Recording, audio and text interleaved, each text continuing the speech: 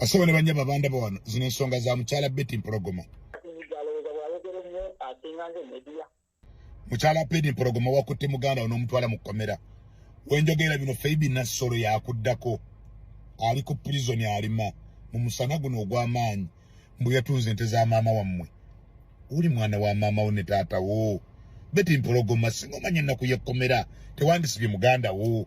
Kale ente yazitunze wandimuyitidde abantu neno otamusiba. Omwana yaŋŋambye okuva Betty Mpologoma lwe yanjagalira omusajja ambonyaabonyezza ne mu music yansuula. Ebyo ebigambo byabadde bibye mu kkomera ali mu Gombe Kanoni ku prison. Bannaye abawagizi ba Feibi Nassolo. Feibi Nassolo ali mu kkomera ku prison Kanoni Gomba. Ate mumanyize ndeta matuufu. Betty Mpologoma kye kiseera oveeyo osonyiwe muganda we bibiveeko. Dr. T wa Betty Mpologoma, Dr. T gwe wa Betty Mpologoma muyamba gamba mukazi wate munne.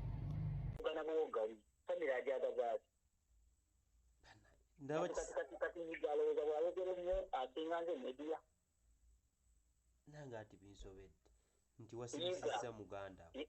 Yiga yada kupeibe. Famira ajaga zaati. Omuntu wanga ina kiyabadde. Ndibeba ina kiyabadde mu family. Nze tenyini n'ensirika emyezi ebiri. Ekintu kyonna ekyabaddewo n'ensirika. Ngansinga media. Wote wabya mufuzi wadde akola ki nze ndi mumanyifu. Ndi mukazi muyindi atunula mu kamera eziyambidde ayogera ki kati gavaayo ngani.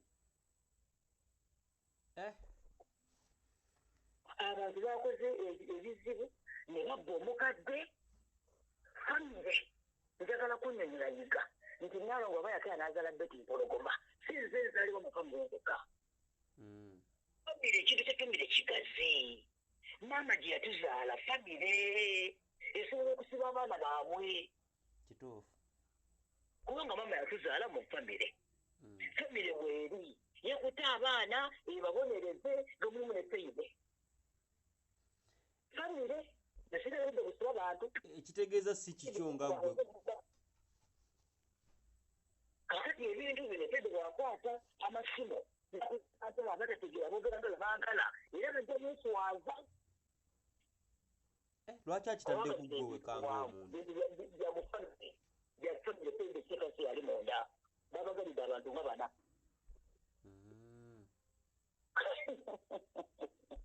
Kati yiga kyaba akola nze kantuleko mukome olunaku lw'enkya munnyonnyole mugenyiga bakuzaala maddu oli mwana wa kukaalo maddu naye famire y'omukadde nange ogiveemo kuba ne maama ebintu bye baatutte maama alina mu ddwaliro ali bubi.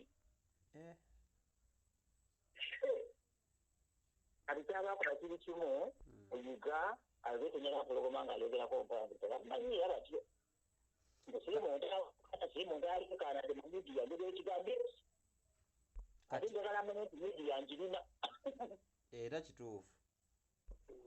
Kati noyiga bw'abadde waliwo basolusira ne beevuma n'avuma abantu nga bw'ayagala nze jamugamba ebigambo binaasirike. Ekitegeeza nkunoonyeeko enkya mukwano. Olunaku lw'entango siramu taawonna. Kubanga tesaawa zino ze bintu mbisirikidde for 2 months. Si byakati. Bwe mba nga nsirise mbeera nditeeka muganda wange obutagera mu mawulire. Ebintu bya famire bya mpola mpola abayagadde babonerezaamu nga famire. Kubanga Betty wenanga nti ndina omwana ngo yanzaala si nze ndiwe nzekka. Nyine baganda bange abali obulaaya abalina oda abalina ssente empitirivu. Just gwa akozesa lwakuba olina erinnya. Anjaka zaaki nze nzaala Feibe. Kati yiga kyabakola kiri kimu alekerengawo okwogaanira. Ate sagala mmuvume bamusobola. Akabyako ntankuula nti tebanditira linnya.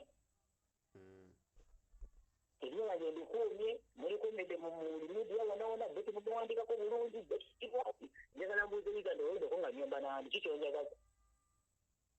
Kituufu. Ntaka ntone mu mawulire. Kale mukwano kankunoonyeeko enkya.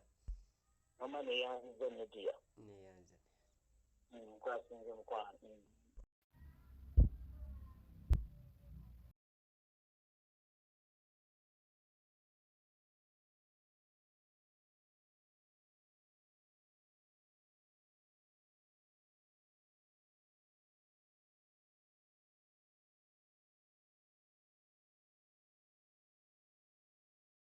basobe ne banyaba banda bawano zino ensonga za mukyala Betty Mpologoma. Mukyala Betty Mpologoma wakutte muganda onomutwala mu kkomera. Wenjogera bino Feibi Nassolo yakuddako. Ali ku prison alima mu musana guno ogw'amaanyi mbu yatunze ente za maama wammwe. Uli mwana wa maama wo ne taata wo. Betty Mpologoma singa omanye ennaku y'ekkomera tewandisibye muganda wo. Kale ente yazitunze wandimuyitidde abantu neno otamusiba. Omwana yaŋŋambye okuva Betty Mpologoma no yanjagalira omusajja ambonyaabonyezza ne mu music yansuula. Ebyo ebigambo byabadde bibye mu kkomera ali mu Gombe Kanoni ku prison. Bannaye abawagizi ba Feibi Nassolo. Feibi Nassolo ali mu kkomera ku prison Kanoni Gomba. Ate mumanyize ndeta matuufu. Betty Mpologoma kye kiseera oveeyo osonyiwe muganda we bibiveeko. Dr. T wa Betty Mpologoma, Dr. T gwe wa Betty Mpologoma muyamba gamba mukazi wate munne. famira ajagazaati ndaba kati yigaloza bwayogera nnyo asinga nze media nange ati binsobedde nti wasibisiza muganda yiga yadda ku Feibi famira ajagazaati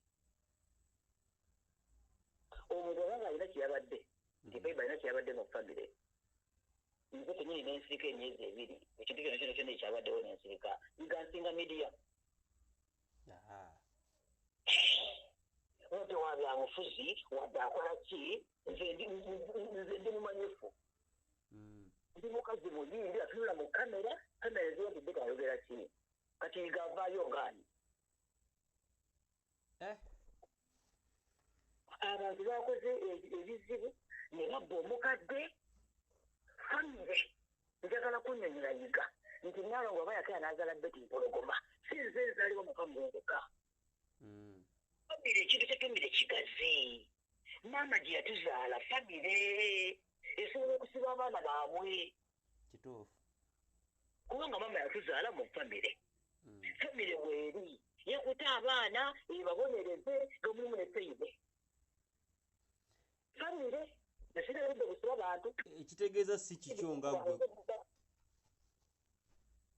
kakati ebintu bino Feibi bwakwata amasimu ate abatategeera boogera nga baagala era bajja byeswaza lwaki akitadde ku gwe wekanga omuntu byamufamire byafamire Feibi ekikasi yali munda babagalidde abantu nga bana mugenyiga bakuzaala maddu oli mwana wakukaalo maddu naye famire y'omukadde Nalongo giveemo kuba ne maama ebintu bye baatutte maama alina mu ddwaliro ali bubi